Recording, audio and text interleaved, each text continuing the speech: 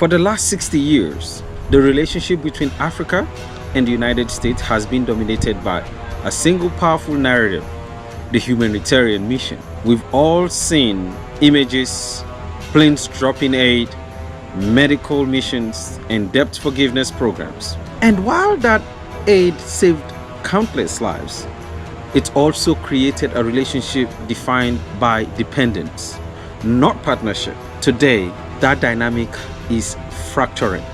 Washington is changing its playbook. It's moving from humanitarian aid to commercial diplomacy.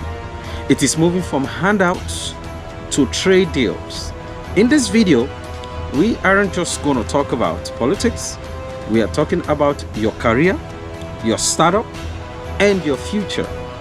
We're diving into why this pivot is happening, and more importantly, why it might be the most significant shift in Africa-USA relations since the 1960s. To understand the pivot, we have to be honest about the past. Why did the old model stop working? When you flood an emerging market with free goods, you destroy local competition. A local textile factory in Addis Ababa or a solar panel startup in Nairobi cannot compete with free, subsidized imports. This is what economists call the aid trap. By focusing solely on aid, the US spent billions, yet African GDP growth in many regions remained stagnant because the private sector wasn't being empowered to build internal wealth. We're now seeing a transition where the US is finally asking, how can we help you create wealth, instead of how can we help you survive the next quarter. So what does this new era actually look like? It's called commercial diplomacy. This is the secret language of modern international relations.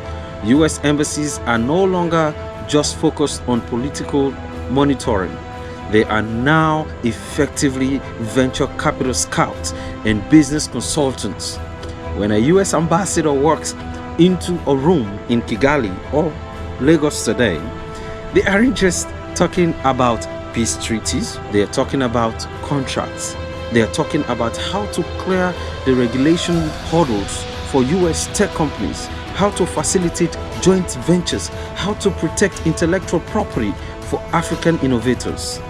This is a deliberate strategy to integrate African market into the global supply chain, not just as consumers, but as producers. Here is why the pivot gets controversial and exciting. Critics argue that this pivot to trade leaves behind the most vulnerable.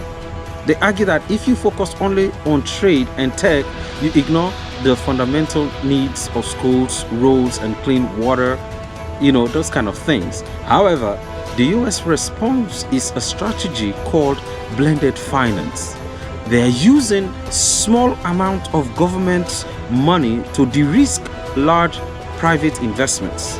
For example, a US government grant might be used to lower the insurance costs for a private US power company building a renewable energy grid in West Africa. This is a massive change. It is no longer about the government handing out money. It is about a government using its muscle to unlock billions in private capital. Let's talk about the elephant in the room: competition. Other global powers are already deeply embedded in Africa's infrastructure. The US has a lot of catching up to do, but the American advantage is something no one else can copy easily: innovation, tech transfer, and transparency. The US model is based on training you, the entrepreneur, so you can run your own business, your own IP, and eventually become a competitor yourself.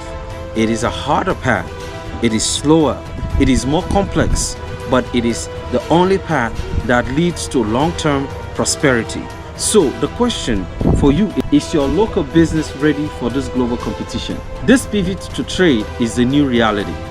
Whether you are in university, building a startup, or working in policy, you need to understand how to leverage these trade-based opportunities. I want to hear from you. What is the biggest barrier preventing you or your local industry from trading directly with the US market? Drop a comment below and let's debate the reality on the ground. Thank you.